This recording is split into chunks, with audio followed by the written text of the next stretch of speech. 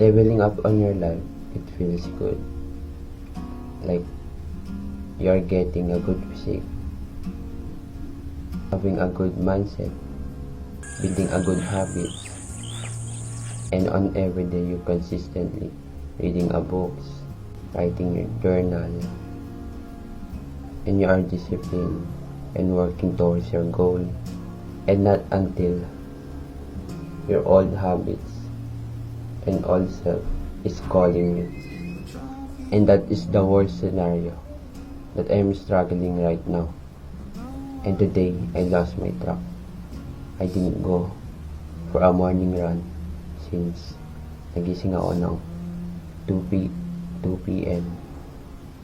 And after nun, nag-scroll ako buong araw.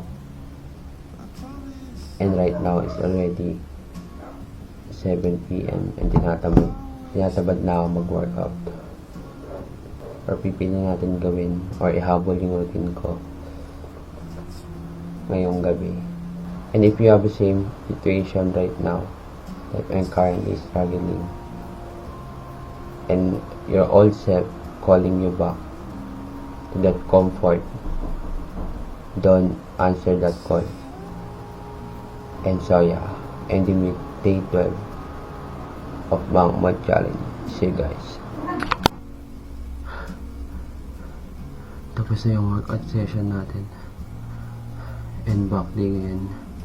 Kaya nag-pull up tayo. Saya.